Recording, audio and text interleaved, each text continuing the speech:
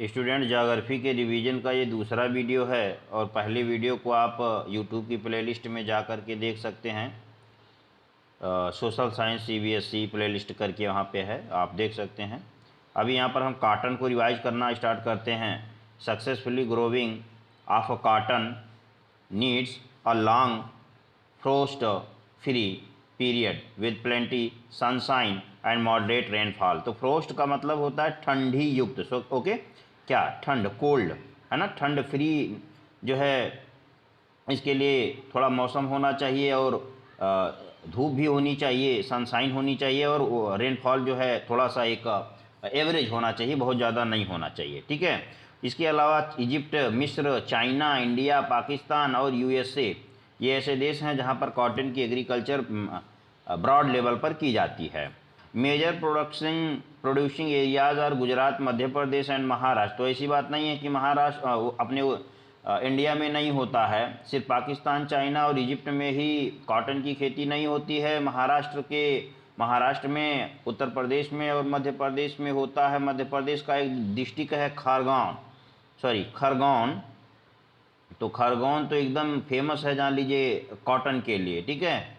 तो चलिए दूसरी देख ले हैं, जो इम्पोर्टेंट आपका चैप्टर है वो है migration essential keep place to due to lack of opportunity at one place to availability of some same at the other place. Okay, तो माइग्रेशन क्यों होता है? माइग्रेशन इसलिए होता है क्योंकि वहाँ पर देखेंगे कि मान लीजिए ये एक प्लेस है, सपोज डेट ये विलेज है और ये सिटीज़ है, तो यहाँ से लोग विलेज से माइग्रेट करके सिटीज़ में जाते हैं। उसके कई रीज़न होते हैं, एक तो एम्प्लॉयमेंट हो सकता है, एजुकेशन हो सकता है, मेडिकल फैसिलिटी हो सकती है, अर्निंग ऑफ सोर्सेज हो सकता है। तो कई प्रकार की चीज़ें होती हैं जिनकी वजह से माइग्रेशन होता है।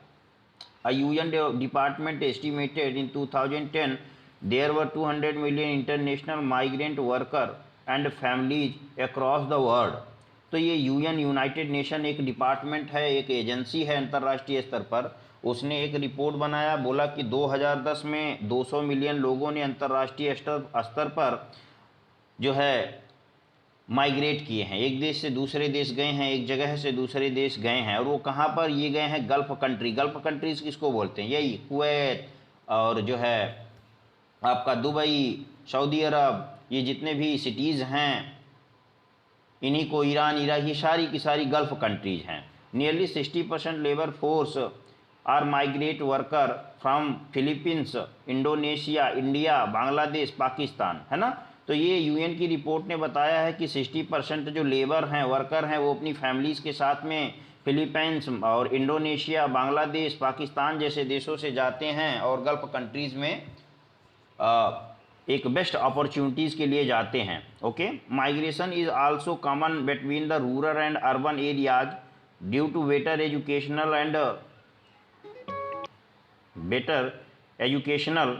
And job opportunities as well as better civics amenities.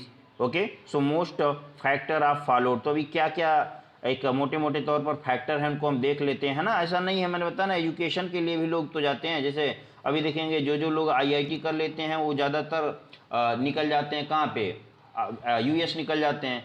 या अभी आप यूक्रेन के बारे में देख रहे होंगे कि बहुत सारे लोग जो है वहाँ पर मेडिकल की पढ़ाई करने के लिए गए हैं, तो वो भी तो एक प्रकार का प्रवास ही है ना। अभी अर्बनाइजेशन का मतलब क्या है? शहरीकरण बोलते हैं ना, शहरीकरण। आप देखेंगे कि लोग विलेज की अपेक्षा सिटीज़ में रहना ज़्यादा पसंद करते हैं।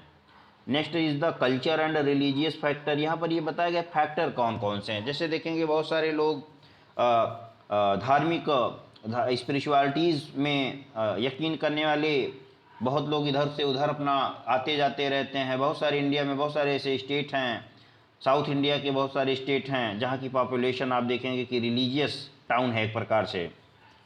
एंड जोग्राफिकल फैक्टर में ये जो टोपोग्राफी होती है, suppose that plain, plateau, mountain. अभी माउंटेन रीजन में आप देखेंगे अपने यहाँ हिमाचल प्रदेश है, तो हिमाचल में उतनी ज़्यादा आबादी नहीं है जितना उत्तर प्रदेश में है, समझ रहे क्यों? क्योंकि वो पहाड़ी क्षेत्र है।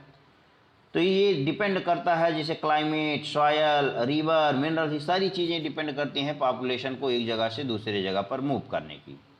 अगला देख लेते हैं इंडिया में जो सॉयल होती है, एक तो कितने प्रकार की होती है। एक तो एलोवियल सॉयल जिसको बोलते हैं जलोढ़ मृदा, दूसरी होती है ब्लैक सॉयल काली मृदा, लेटेराइट रेड सॉयल लाल मृदा, लेटेराइट सॉयल को लेटेराइट सॉयल ही बोलते हैं, डिजर्ट सॉयल को बोलते हैं जो है मरुस्थलीय मृदा, और बलुई मिट्टी भी इसको कह सकते हैं आप, माउंटेन पर्वतीय मृदा। ओके, अब चलिए इसको डिटेल से हम देख लेते हैं। Alluvial soil very fertile soil form by clay silt and sand, है ना। तो इसमें क्ले सिल्ट और सैंड से बनी होती है।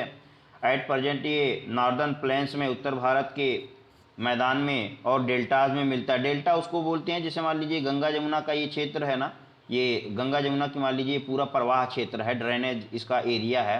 तो यहाँ पर देखेंगे कि जो मिट्टी नदियों के द्वारा लाई जाती है वो बहुत ज़्यादा फर्टाइल होती है, इसीलिए उसको डेल्टा बोलते हैं। अगला है black soil, so blackish in colour, is sticky and wet. Okay, it cracks easily when dry rain moisture, it is most founded the north west peninsula. तो ये आप देखेंगे कि ये नॉर्थ वेस्ट दक्षिण पश्चिम के जो प्रायद्वीपीय भारत है, इसका मतलब ये वाला हिस्सा है ना, ये इन क्षेत्रों में ब्लैक सॉयल होती है। और आपको बता दें कॉटन की एग्रीकल्चर के लिए बहुत ही खास होती है। रेड सॉयल में इसी प्रकार से है, reddish in colour due to the high iron content, इसमें आयरन का कंटेंट ज़्यादा होता है इसलिए ये लाल होता है। एंड कोर्स एंड द या माफ़ करिएगा, यहाँ पर जो है पोरस लिखा हुआ है, मेरे ख्याल से फास्फोरस यहाँ पर होना चाहिए, देख लीजिएगा आप बुक में। Does northern moisture largely found in the eastern Deccan plateau, है ना। तो ये दक्कन के पठार में ज़्यादातर पर मिलता है, और दक्कन प्लेट्यू का मतलब भी यही है, यही वाला रीजन। अगला है laterite soil, it is less fertile. ये अब लेटेराइट सॉयल देखेंगे, इसकी फर्टिलिटी कम होती है। Okay, porous and brown soil, ये कलर को इंडिकेट कर रहा है पोरस। ओके, अभी जो मैंने यहाँ पर फास्फोरस बोला ये फास्फोरस नहीं होगा, ये सही है। Porous mainly found in hills western घाट, तो ये वेस्टर्न घाट में मिलता है, और वेस्टर्न घाट आपको मैंने बताया था इंडिया के इस रीजन को वेस्टर्न बोलते हैं और इसको ईस्टर्न घाट बोलते हैं। डेजर्ट सॉइल्स, तो नाम से ही ये आप समझ सकते हैं कि राजस्थान और गुजरात के क्षेत्रों में मिलती है। क्यों? क्योंकि यहाँ पर देखेंगे इस मिट्टी के जो पार्टिकल्स होंगे वो ज़्यादातर क्या होंगे, वो सैंड फैक्टर से होंगे। माउंटेनियन सॉयल जैसे नाम है वैसे इसकी एसेसिबिलिटी है, तो ये कहाँ पर, जम्मू और कश्मीर के रीजन में ये ज़्यादा मिलती है। ठीक है, अगला देखते हैं। So mineral are naturally occurring substance which have definite chemical. सभी जितने भी मिनरल्स होते हैं सबके अपने अपने केमिकल स्ट्रक्चर होते हैं, है ना। सारे मिनरल एक जैसे थोड़ी ना होते हैं। अभी सोना लोहे जैसा थोड़ी ना होता है, लोहा चांदी के जैसा थोड़ी ना होता है, सबका अपना अलग अलग केमिकल स्ट्रक्चर होता है। Mineral can be identified on the basis of their physical properties like color, hardness and chemical properties। Okay, तो यहाँ पर यही बताया गया है कि मिनरल्स किस प्रकार से एक दूसरे से डिफर होते हैं। अगला देखते हैं सस्टेनेबल डेवलपमेंट को लेकर के है।